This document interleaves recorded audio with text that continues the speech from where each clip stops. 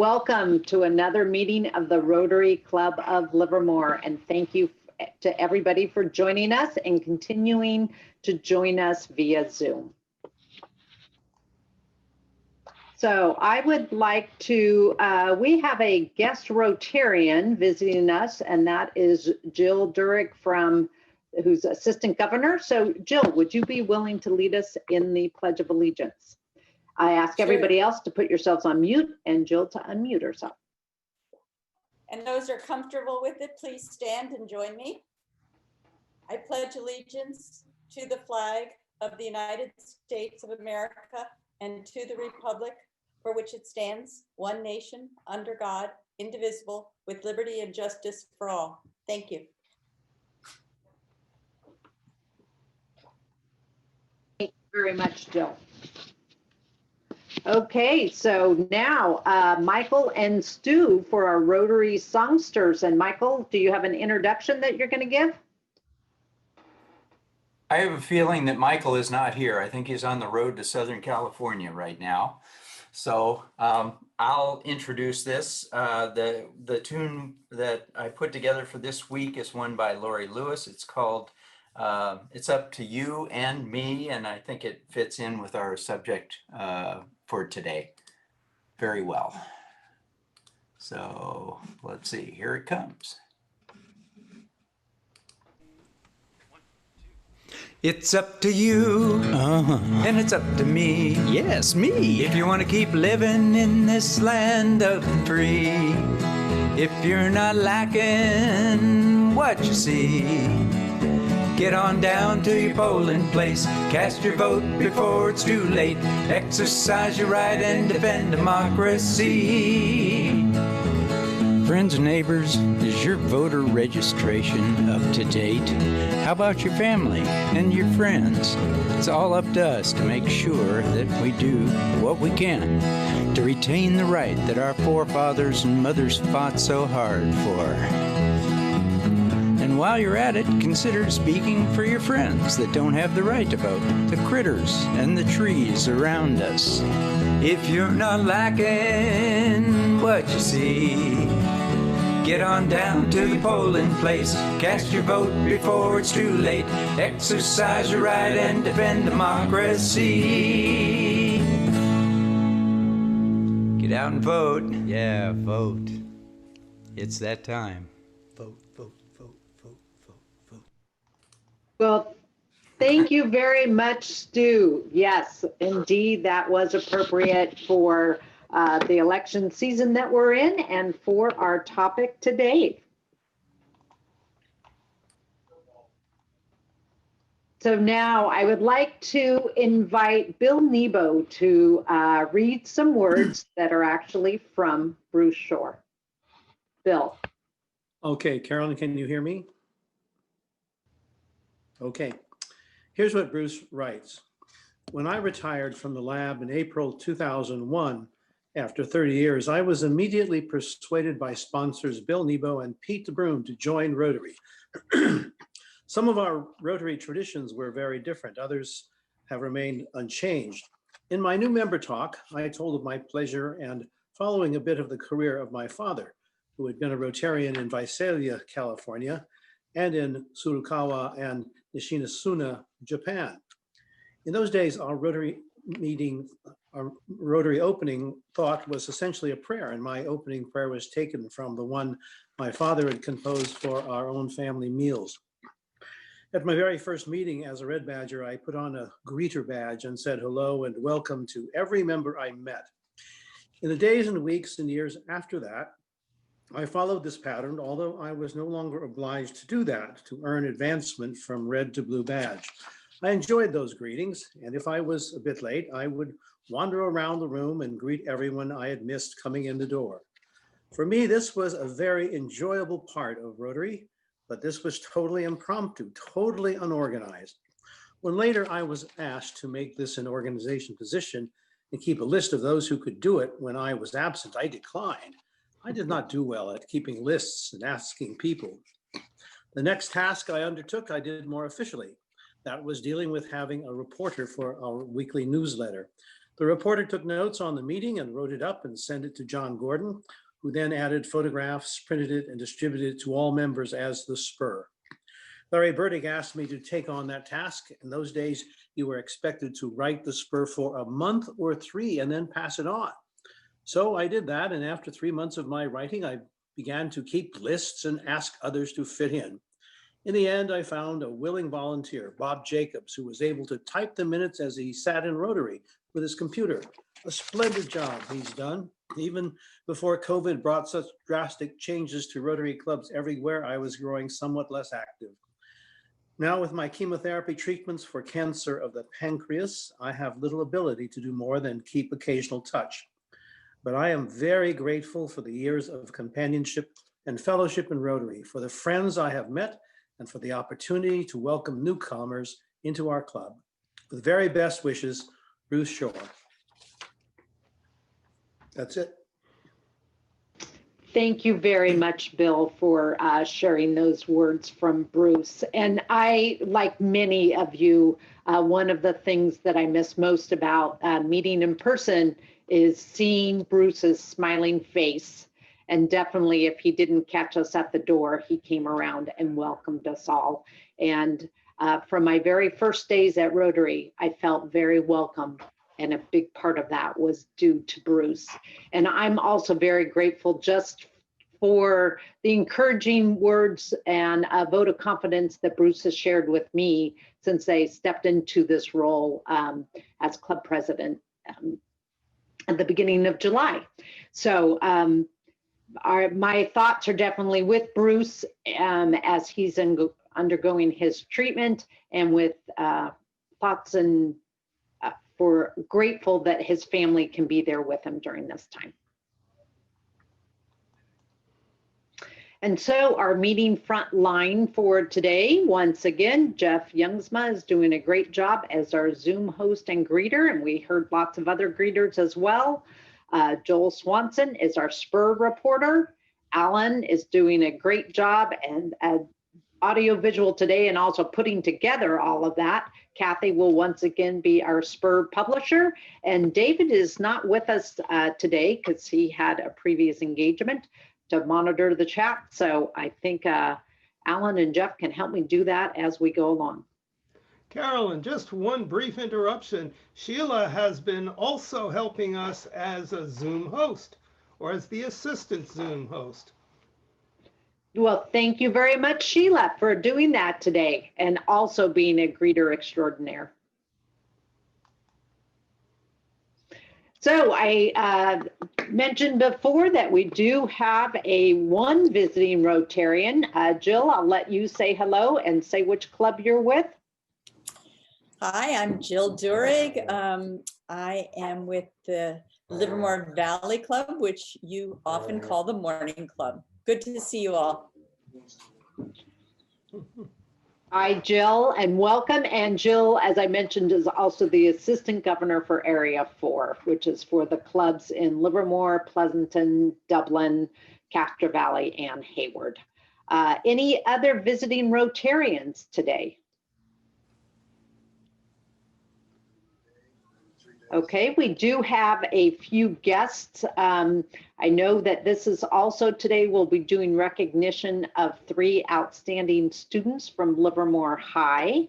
But I would like them to have the opportunity to introduce anybody that they have with them. So I'll ask Ava, do you have any other guests with you today you'd like to introduce? Yes, I have my dad, Glenn May. He's here. Hi, everyone. Hi, Glenn. Thank you very much for being with us. My pleasure. And Sarah, do you have anybody we would like to introduce? Hi, yes, I do. My mom, Sonia Latant, is here, and my dad, Mike Ansel. Hello, everyone.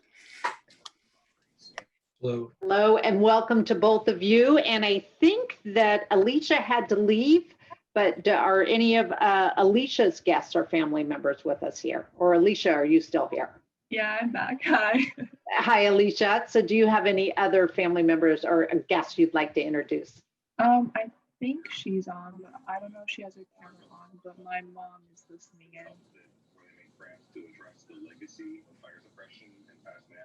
All right, that was hello to Alicia's mom if she's with us as well. And then I know that Ms. Gladden, from the principal from Livermore High School, is here, and she'll be able to be introduced during that part of the meeting. Do we have any other guests with us today?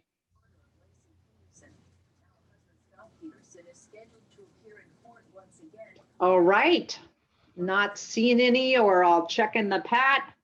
Oh, Daniel is visiting us again. Thank you, Tammy. So Daniel Pryor, Tammy Barstow's son, is once again visiting us and looking forward to becoming a member. So Daniel, if you'd like to say hello. Hello, everyone. Nice to have you with us again. Thank you. Thank you. All right. And next, Alan. All right, so I'm just continuing to share photos from my walkabout from all around, covering all of the streets of the city of Livermore. And so this was a photo taken in early April from the football field at Livermore High School. Thought that would be appropriate for today. There may be a little more activity done in a COVID safe manner out there right now, but it was closed up pretty tight in April. And then as we all know, that Livermore High grads had to be kind of acknowledged in May and June for their high school graduation, and fingers crossed that this will not be the case for the 3 students that we'll be hearing from today. So Bob Cowan, would you like to kind of share some more about Ready for the club? Sure. I've said a lot about Ready over the years, and the theme of your year, President, is to how we're helping the community and being Rotarians and reaching out. And I wanted to give a little history and status of the Ready program.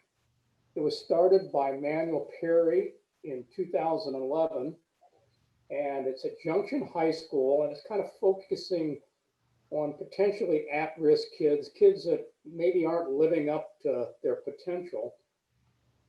And typically we have 13 to 16 students in any given year, and sometimes during the year they kind of come in and go out, and we usually have about 8 to 11 Rotary mentors. We're not all there at the same time, but usually we have 7 or 8 participating in any given week. Find out when the services are. Pardon? Oh. Sheila, mute yourself.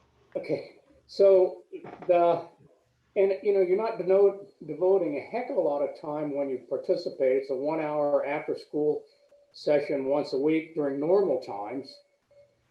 And it does include 4 to 5 really neat field trips each year. And the bottom line I wanted to make is that we've really made a positive difference in a bunch of kids that I think probably wouldn't have proceeded on their life path as well without us. I know one of the gals I helped, and Kathy mentored her also, is now a freshman this year at Fresno State, and I'm still occasionally in contact with her.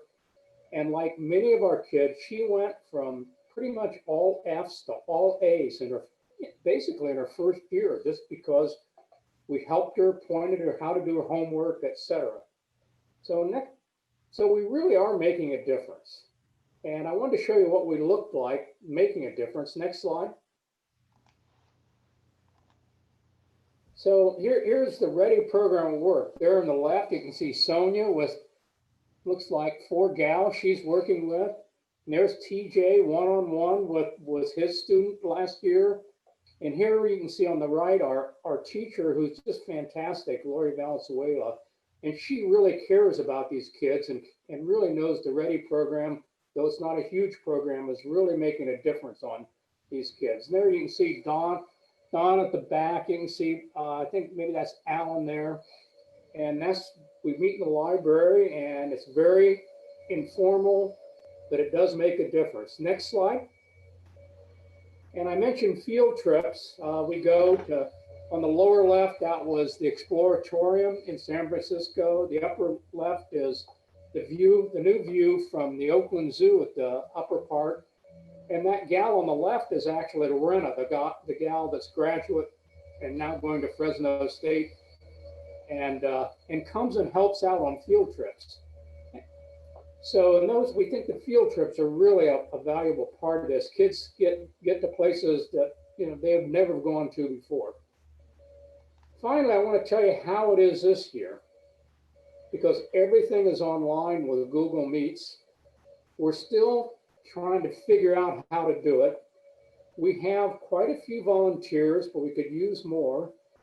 And Lori's still trying to round up students for the program, which is difficult because they aren't at the school anymore. She has to email them, and there's rules how you contact kids. So we're still filling in with kids. But again, I want to say that the teacher that helps us out, Lori Valenzuela, is really good. And you don't have to drive, you don't have to do anything to be a mentor this year. You can sit in your chair, do it all by Zoom, and just get a wonderful feeling of helping kids. And there's the contact information for myself and Sonia, and we'll be glad to get you started if you want to help. We're really looking for some new folks. And that's about it. Thank you very much, Bob. And next, I'd like to introduce Hank Shea to do our introduction for one of the things we really enjoy in this club, and that is being able to recognize outstanding students from our local high schools. Hello. I noticed that Helen Gladden, the principal of Livermore High School, is here, and I think that she should be the one who introduces each of the students. Ms. Gladden, can you? Hi, good to see everybody. I'm sorry we can't all be in person. I always enjoy coming to your meetings and seeing our students recognized. I am going to introduce them and read just a little about them because I know them well enough that they're not going to willingly brag about themselves. So I'm going to brag about them, and then maybe they'd just like to say a few words to Rotary. So we'll go in alphabetical order because they're all wonderful. So I don't want anybody to feel slighted by going last. So we're going to start with Sarah Ansel. Sarah, can you give us a wave? Sarah has, okay, fasten your seatbelts. These kids are incredible. Sarah has a GPA of 4.45, excellent SAT scores, has taken many AP classes, including environmental science, calculus, literature, language and composition, and macroeconomics. She's on the varsity water polo and swim teams. She's been recognized as an NCS Scholar Athlete, has been on the principal's honor roll throughout high school, was selected to attend Camp Ryla. You'll all know what Camp Ryla is, and received a certificate of recognition for her leadership through involvement in the Interact Club at LHS, again, a branch of Rotary. Sarah is very involved in school clubs and programs. Everybody on campus knows who Sarah is. She's been a member of the LHS Discussion Club, National Honor Society, Livermore Area Youth Advisory Commission, the Get Set Club, which is a STEM club for girls. So all you scientists and engineers out there, go Sarah. Is currently the co-president of the Interact Club, is a member of our student forum, and is the associated student body president. As the president, she chairs the Campus Life Committee. She updated our club system, making it compatible with online learning. She's working with the school's new wellness center to make resources available to victims of sexual assault and domestic abuse. And she's volunteering to get out the vote for the 2020 election. Go Sarah. How Sarah can possibly find time to engage in community service is really hard to imagine, but she does. She served as an intern for the Open Heart Kitchen, regularly volunteered with Living Arroyos to plant trees, weed, spread mulch, and pick up trash with the goal of revitalizing watersheds. And she volunteers through the Interact Club to engage in community service and raise funds for local and international nonprofits. She plans on attending a four-year university and majoring in political science. She'd like to work in politics, government, or with a nonprofit. And we know that Sarah will continue to improve the lives of others, just like she's doing here at Livermore High School. Sarah is, if I were to describe her in one word, exceptional. Sarah, your turn. Hi, I think you covered my whole resume. Thank you so much for having me here today and for inviting me to the Rotary Club. My grandfather was the president of his Rotary Club, and being in Interact and through RILA, I've really grown to appreciate everything you guys do to help our community and to help the youth of Livermore and just to spread kindness and compassion to other people. And so I'm very honored that you would recognize me in this way and that you'd invite me here today. And I just want to say thank you to you all for your hard work and for nominating me for this award. Thank you, Sarah. Okay, our next student in alphabetical order is Ava May. Can you give us a little wave, Ava? There she is. All right, here's another incredible student. Ava has a GPA of 4.44, has excellent SAT scores, has taken a wide range of AP courses, including, and all you scientists will love this, chemistry, physics, mechanics, and environmental science. She's been on the principal's honor roll throughout high school, received first place in our Science Odyssey. Now I'm going to try and say this right. For the creation of natural nutrient-rich fertilizer that limits runoff, was a president of an energy recapturing system at Cal Poly's SWE Summit, and was the recipient of the Coaches Award at a Summer Cheer Summit at UC Davis. Just as impressive are Ava's extracurricular activities. She's been a member of Get Set, again, that's a STEM club for girls, all through high school. She's a member of the National Honor Society and the Students for Social Change Club. She co-founded the Next Generation Nations Club, was secretary of our discussion club, and is currently president of the Society of Women Engineers and the publicist for the Poetry Club. So she's both an engineer and a poet. As if this were not enough to keep her busy, she's very active in her community. She's volunteered as a theater lightician. Did I say that right? Lightician? Working the lights is what I understand. At the Firehouse Performing Arts Center, helped with such events as Livermore's Day of Service, Fertile Groundworks, Race to the Flagpole, and various school campus cleanup events through the National Honor Society. And she volunteered at the Tri-Valley Haven Thrift Store and at the St. Mary's Dining Room in Stockton. Ava plans on attending a four-year university and majoring in mechanical engineering, perhaps even with a double major in physics or aerospace engineering. We know that Ava will do well whatever school she attends, and that she will continue to do well for the people of this world. Ava, if I were to describe her in one word, is remarkable. Anything to add, Ava?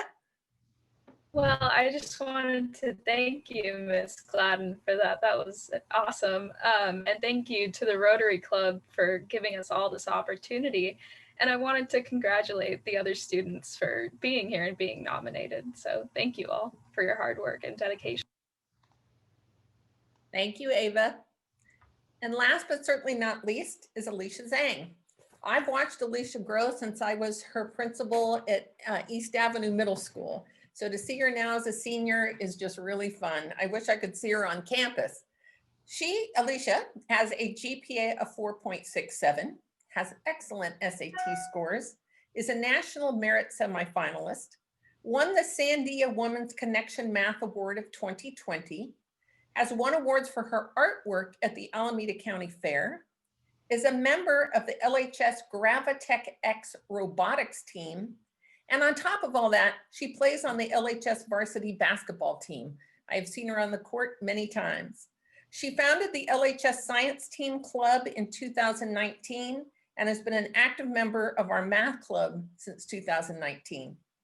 She has taken many AP courses, including biology, physics, mechanics, multivariable calculus, statistics, and chemistry. In the summer of 2019, she took part in the biotechnology summer research program at Lawrence Livermore Lab, where she isolated DNA fragments through plasmid DNA purification, I hope this means something to you. I'm not sure what I'm saying. PCR, Restriction Digest, and Jill electrophoresis. And she analyzed gene sequences using bioinformatic tools. It is therefore no surprise that Alicia is currently applying to top-ranked universities across the country with the goal of majoring in mechanical engineering or physics. Even though Alicia consistently carries a heavy academic load, she somehow finds time to be of service to her community. She's the vice chairperson of the Livermore Area Youth Advisory Commission, organizing various events and advocating for the needs of Livermore youth to the city council, volunteers as a piano accompanist for a children's choir, assisted over the summer of 2020 with painting the Bankhead Theater mural in a local arts initiative to spread hope and community pride. I'm sure you've all seen the murals. And annually volunteers to collect and distribute school backpacks and supplies for students in need. We know she'll do well at university and will go on to make positive contributions to the world. If I were to describe Alicia in one word, it would be inspiring. Alicia, would you like to give us a few words? Thank you so much, Mrs. Gladden, for your kind words and like your support throughout like all the years that I've been at Livermore. I also wanted to like show my appreciation for just recognizing me and my friends in this way for the Rotary Club. And I really love what you guys do for the community. And also I wanted to personally express my thanks for your support to the Livermore robotics team. As like the business lead, I reach out to you guys and ask for support and funding, and you guys have continuously provided generous support, and that's allowed me to be able to provide this like experience of building an actual robot to Livermore students. So thank you so much for that, and yes, thank you for bringing us here today. Thank you, Alicia. Well, congratulations to all three of these remarkable young women. Remarkable, exceptional, and aspiring. I think those adjectives could be used for all three. Thank you very much, Ms. Gladden, for joining us today. And know that there were some traditions continue, as Bruce said, and each of the students received a plaque as well as certificates from local businesses that they to just recognize their accomplishments. So and thank you. Students, those are available for you at our activities window. We have them in envelopes with your names on them. And thank you again to the Rotary for always supporting Livermore High School. You're very welcome. And next, this is just kind of keeping on the theme of scholarship and academic pursuits.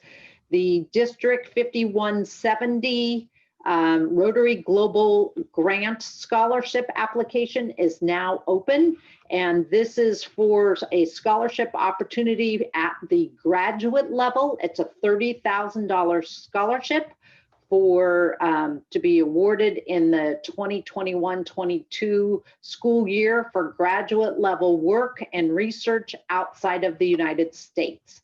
So if you know of somebody who would be an ideal candidate for that, please share the information with them and the link to where they can apply. Next, I'd like to invite Pat Coyle to talk about a fundraiser for Engineers Without Border, and this is a project actually in conjunction to support a project in conjunction with our Rotary Club. Pat. Thank you so much, President Carolyn. Unfortunately, my video feed isn't coming through, but I just want to thank you. And actually, Alan, I'm delighted the slide made it in there. Sorry, I was testy earlier. This is going to be a fun Rotary-centric thing. We're going to have past President J.R. Romero playing a song from Stagecoach, introducing this global grant. There'll be plenty of opportunity to learn more about our global grant in Nicaragua. We'll have Jay Davis, who's a corporate sponsor, talking to us from his vineyard. We'll have John Evan and Jessica talking about their donation of a Magnum of Talking Bull, which some of us are quite fond of, as well as a 750. We'll have, I should have mentioned that JR will be playing a snare drum that Michael Ferrucci of the Music Scholarship are in cahoots on, that will be making a contribution to them and be in the silent auction. In addition, we think that we'll have Michael and some others playing a tune for us. Nick Lang from Uncle Hughes will maybe have an opera song, and at least there'll be $200 gift certificates to Uncle Hughes. There'll be a TopCon video. Some of you who remember Paul Thompson and Sonia's great Scotch tasting at Paul's house. In this pandemic, we can't do that kind of a thing, but we'll do a virtual Irish distillery tour from Frank with virtual, will actually be tastings delivered to households. So you'll be able to taste Irish whiskey and take a distillery tour. We'll have a TopCon video. We'll have Alden Lane. We have Rotarian-centric stuff. We've got donations from Alden Lane, from Bent Creek. In addition, there are local Rotary, local Livermore establishments, from Cedar Mountain to Pachi's to Mellows to 8 Bridges. So don't miss it. We'll get the word out. You can see in the slide that there's a link to sign up for. It'll be next Wednesday evening at 6:30, and it'll be Zoom. Don't miss it. Thanks much. Thank you very much, Pat. And if you just put also the link in the chat, then people can sign up for there as well. And so now I have the privilege to introduce both of our guest speakers. And today we are going to hear a presentation about the League of Women Voters, and joining us are Janice Friesen is on the board of the League of Women Voters and is responsible for voter services. Janice served 25 years on the Castro Valley School Board and is a licensed clinical social worker. Jo Loss is president of the League of Women Voters. Jo is serving her 25th year on the Castro Valley School Board, and Jo served as president of the California State PTA in 2009, 2011. And I had the privilege of meeting Jo when she was executive director for the Volunteer Center of the East Bay through my connection with Tri-Valley Nonprofit Alliance. So welcome, Jo and Janice. Thank you, Carolyn. We'd like to present a slideshow, a PowerPoint. So may I share my screen, please? Yes, go ahead.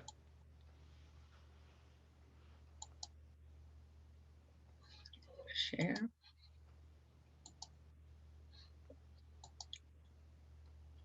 There we go. Thank you very much for having us. Janice is going to start us off.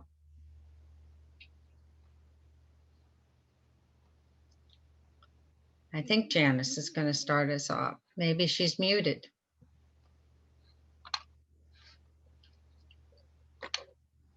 There, I think I'm unmuted now. Great. Good. Good afternoon. I'm Janice Friesen. Jo Loss and I are planning to share with you some of the history behind the 19th Amendment and the formation of the League of Women Voters. 2020 marks the 100th anniversary of these important events in women's history. Today, we hope to highlight the passion and commitment of these pioneers. I think we can give you some new insight into their history and dispel some urban myths along the way. For example, I was surprised to learn during my research that I've been using the wrong term to describe women's suffrage all this time. American suffrage heroes are called suffragists, not suffragettes. Suffragettes are, the different labels are due to the nonviolent methods used in America versus the violent methods of protest in Britain by suffragettes. So this is the very simple wording of the 19th Amendment to the Constitution of the United States. The last word here is the most important, sex, a little 3-letter word that took 72, yes, 72 years to make it into our Constitution. 72 years of work, dedication, blood, and sweat. In an extraordinary time, which included slavery, civil war, epidemic, economic depression, and political corruption, suffragists held true to their vision of democratic, nonviolent change. This quote illustrates the many world and country events that happened during that 72 years and highlights how important the vote was to the suffragists. Gaining the vote is one of the defining civil rights movements in our country. Another vocabulary hint here, women won the vote. They were not given the vote. The basic premise of the abolition movement was human rights. They believed that the slaves were entitled to the same rights as any human being. They protested the selling and inhumane treatment of other humans. Being an abolitionist in America was a very unpopular and dangerous position. In 1832, the Female Anti-Slavery Society was founded by and for Black women. Many of the abolitionist leaders were members of the Quaker faith, which believes that men and women are equal. As they crusaded against slavery, groups and individuals began to recognize the unequal rights of women. These crusaders were both men and women, Black and white. They risked their lives on a daily basis to speak out, write about, and protest slavery. The newly built Pennsylvania Hall in Philadelphia was burned down because both Black and white women attended. They persisted, however, and created the famous Underground Railway, a series of safe houses for escaped slaves. They created organizations, held conventions, and were successful in informing the general public about the cruelties of slavery. Public support was building for their cause. In 1840, women were not recognized as delegates to the World Anti-Slavery Convention. Elizabeth Cady Stanton, the daughter of a judge and mother of 7, was the primary organizer of the first Women's Rights Convention in Seneca Falls, New York in 1848. Organized in just 1 week, the convention featured a Declaration of Sentiments that was modeled after the Declaration of Independence. This document listed the many rights that women had been denied, including right to own property, taxation without representation, education, and voting. Part of their argument was, he has made her, if married, in the eyes of the law, civilly dead. 300 people attended and debated the position. Escaped slave and author Frederick Douglass added his support to the right to vote issue, and the declaration was approved. Sojourner Truth, a force in the establishment of the Underground Railway, was an outspoken and valuable part of the women's rights movement. She was highly regarded as a courageous advocate for equality. Susan B. Anthony arrived in the movement as a paid agent for the American Anti-Slavery Society in 1856. The most famous suffragist in the United States, she was focused on the rights of women, particularly the right to vote. Alice Paul was also a Quaker and earned a PhD at the University of Pennsylvania. She was the chief strategist for the militant suffrage wing and author of the Equal Rights Amendment. She was jailed 6 times, 3 in England and 3 in the US, for demonstrating for suffrage. And Ida B. Wells is probably the best known Black suffragist, but not the only Black suffragist. She was the educated daughter of slaves who had a newspaper in Memphis. She led the National Anti-Lynching Campaign and founded the Alpha Suffrage Club of Chicago. Lucy Stone and Lucretia Mott were also well-known suffragists. Most of the women's rights activities slowed down during the Civil War. Women were busy taking on new responsibilities as wage earners, fundraisers, medical personnel, and organizing food and supply drives. These activities required a new level of civic participation than had ever been afforded to women before. The adroit and competent actions of thousands of women helped to aid the future conversations about the ability of women to vote. Clara Barton was one of the women who demonstrated extraordinary skills during the war. She raised money and distributed medical supplies throughout the war. She also served as a nurse in battlefield hospitals. She was a popular speaker on the subject of equal rights. In 1881, Clara Barton founded the American Red Cross. Anna Dickerson began speaking out against slavery and for the rights of women in her teens. It is notable that she was invited to address President Lincoln in 1864. The Women's Loyal National League continued to be significant. During the war, Elizabeth Cady Stanton and Susan B. Anthony organized the League to collect signatures of support for a constitutional amendment. With all of the peril, they were still able to deliver 400,000 signatures of support to Washington, D.C. Then the 14th Amendment was ratified to the dismay of the suffragettes. This amendment included the first reference to male in the Constitution by limiting the right to vote to males over 21 with its definition of citizens. This was especially painful for women to see that recent immigrants could vote by pledging to become citizens when women couldn't.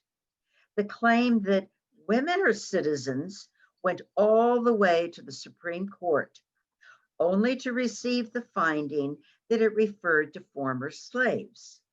The court also ruled that it was up to the states to determine voting rights. This argument became one of the central themes for the rest of the suffragettes' struggle. Throughout their attempts to win the vote, states' rights was a hard issue to tackle. In 1870, the 15th Amendment clarified the right for Blacks to vote. This was a very contentious issue, particularly in the southern states. There were concerns with the uneven population split between Blacks and whites and a lot of deep-seated racism. This amendment created another large hurdle for the suffragists. Yet in 1871, dressed in men's clothing, 200 Black women registered and voted in North Carolina.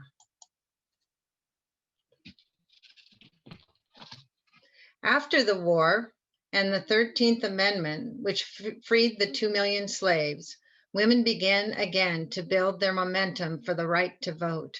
But this time they weren't amateur organizers, and they used many avenues of persuasion. They developed networks of clubs throughout the country and became experts at marketing and publicity. Experienced and enthusiastic speakers crisscrossed the country. There were parlor meetings, college days, publications, songs, maps, buttons, emblems, and colors. Susan B. Anthony was arrested in 1872 and tried for voting, which was a terrific publicity coup. There were female pickets at the centennial celebration and slogans galore. This quote from Susan B. Anthony illustrates her dedication. Thus ended 1871, a year of hard work, 6 months east, 6 months west of the Rocky Mountains, 171 lectures, and 13,000 miles of travel. Can you imagine the conditions in 1871 to travel 13,000 miles? There were some victories. In 1878, California Senator Aaron Sargent introduced the current 19th Amendment to the US Senate. It was referred to the Senate Committee on Privileges and Elections. Unfortunately, even though it remained in the Senate, no action was taken for 48 years. Meanwhile, the United States was expanding and new state constitutions were being written. The suffrage associations worked tirelessly to add the vote for women. In 1869, it was approved in Wyoming as a territory, and they then earned the title of Equality State in 1890 because all citizens could vote. Utah, Colorado, and Idaho followed. There were many participants in the temperance movement that believed in a woman's right to vote because they were focused on much more than alcohol. In 1881, the Women's Christian Temperance Union endorsed the women's suffrage movement. In later campaigns, the suffragettes did find liquor interests organized against them due to fear that women would vote for prohibition. The National Women's Suffragist Association was a predominantly white organization. So in 1880, Mary Ann Shadd Carey organized the Colored Women's Progressive Franchise Association as an auxiliary. The first female presidential ticket happened in 1884 when Belva Lockwood and Marietta Stowe launched their campaign. They garnered 4,000 votes. So the movement became an army in the 20th century. Women's rights was an international conversation, and American women were prominent participants in the discussions. It was widely agreed that votes for women was the biggest question in the political world of the day. The suffrage associations organized into a huge machine. Campaigns were carefully and strategically planned. Fundraising was tough, but at times large donations were received from socially prominent and wealthy individuals. Field workers were trained and deployed in areas most likely to favor suffrage. Mass marketing and brand advertising came into play. There were cartoons and songs written. It's interesting to note that materials were translated into 24 different languages. Suffragists could be found going door to door, speaking from the back of trains, on car tours, or filling giant lecture halls. Another 404,000 signatures were delivered to Washington, D.C. in 1910. This was also the first time that women leveraged their political muscle in elections. Many candidates were supported or opposed based on their position of suffrage. It was getting noticed, it was working. And in 1910, Washington State, then California, Kansas, Arizona, and Oregon recognized the women's right to vote. Many of us know about the suffragist parades. It was an effective and dramatic way of reaching a large audience.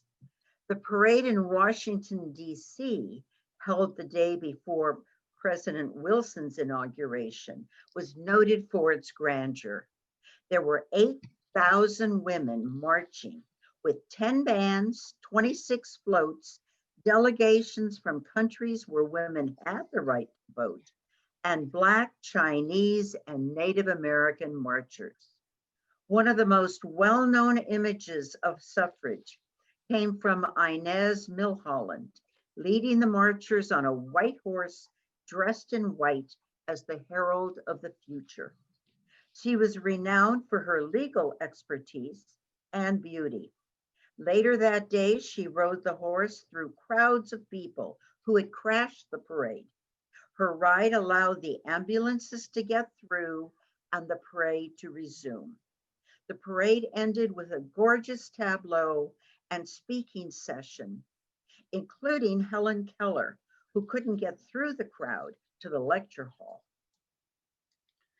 So pressure from the suffrage groups continued to grow. May 12, 1914 was Suffrage Day, and there were 1,000 demonstration parades and rallies throughout the United States. President Wilson finally, after years of dithering and dodging, said he would go home to vote in support of women's suffrage. Unfortunately, he put the decision on the states, and that was a huge hurdle for the suffragists. And in 1915, Jeanette Rankin was the first woman congressperson elected from Montana. It's important to know that at this time, suffragists began picketing the White House. This is the first time anyone had picketed the White House, and it really caught the country off guard. The next move was when the National Women's Party circled the White House with 2,000 women. World War I created a chasm of purpose between the two powerful women's suffrage organizations.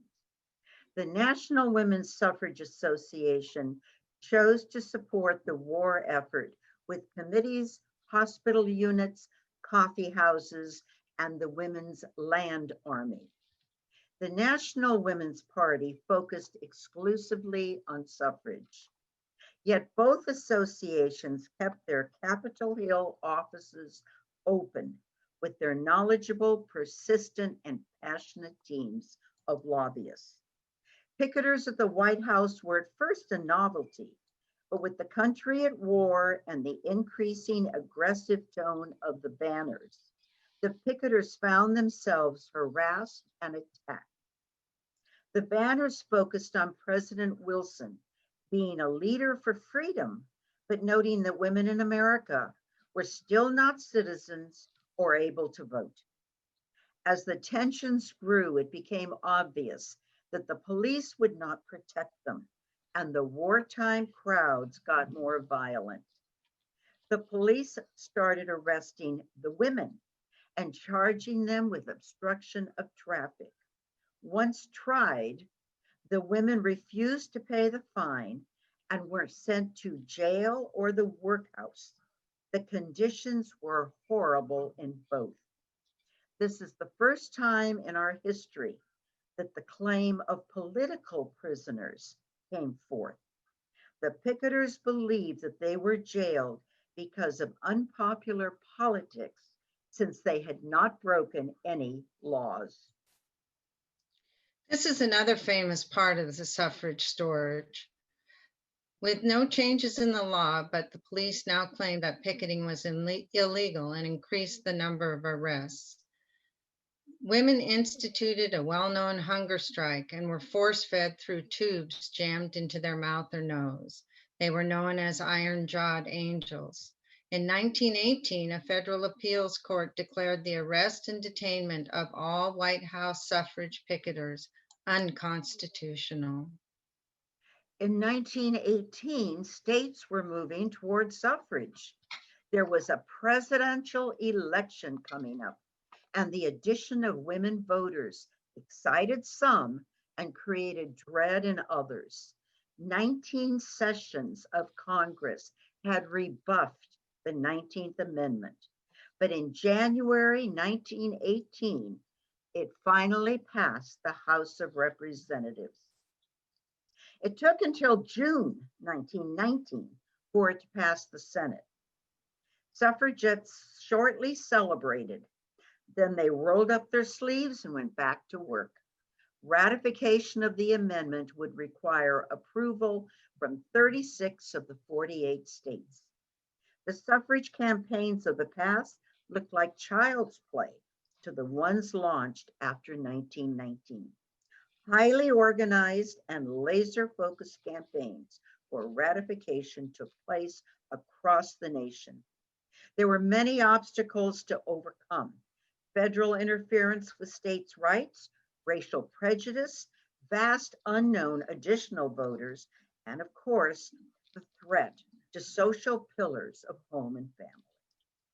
Remarkable feats of stamina and dedication led to a tally in 1920 of 35 states approving, 8 had rejected, and 3 refused to consider. That left only Tennessee and North Carolina. So we're getting close to the end of our time, and I want to just very quickly go through the next few slides. We want to let you know that Tennessee knew absolutely how important they were, and they delayed the conversation as long as possible. After 3 votes, they were tied, and all of a sudden, one man changed his vote, and that was Harry Byrne, and he wore a red rose signifying anti-beliefs. But at the last moment, he changed his vote because he shared that he'd received a letter from his mother, a college-educated property-holding taxpayer, that said she expected him to side with the ladies. The 19th Amendment was ratified on August 18th, 1920. On November 2nd, 10 million. And it wasn't. I'm sorry. That's okay, Janice. I just think we need to condense down. That's fine. Go ahead if you've adjusted, go. Okay. So on the first election in 1920 for the president, we had 10 million American women vote. And this is what the final totals of the suffrage movement was: 480 campaigns, 47 campaigns, 277. These women were exhausted, but their journey hadn't come to an end. And this is where the League of Women Voters comes in. So Janice, do you want to do this one? Sure. Condensed? In 1919, Carrie Chapman Catt proposed that the National Women's Suffrage Association evolve into the National League of Women Voters. It was officially founded in February of 1920 with the stated reason to assist and educate newly enfranchised voters. The League made it clear from the beginning that its focus would not just be on the women's vote, but also a commitment to provide comprehensive candidate questionnaires, get out the vote drives, and meet the candidates' events. The League has been instrumental over many decades of winning rights for American voters. By 28, the first formal Meet the Candidate program was broadcast on National Public Radio. In 1993, the League's grassroots campaign for national legislation to reform voter registration resulted in passage of the National Voter Registration Act, known as the Motor Voter Bill. The goal to increase accessibility to the electoral process. It enabled citizens to register at motor vehicle agencies automatically, as well as by mail and at agencies that service the public. So what are we doing today? I just want to let you know that we are remaining vigilant to empower voters and defend democracy. Our value is that we believe in the power of women to create a more perfect democracy, and we work to educate voters. And we have remained nonpartisan for 100 years and are an activist grassroots celebration. Our chapter, League of Eden area, is celebrating our 73rd anniversary. Recognizing and honoring the struggle of women 100 years ago reminds us of their vision, persistence, and sacrifice. Women's drive for political freedom helped shape the history of our country and remains a noble heritage in which we can take enormous pride.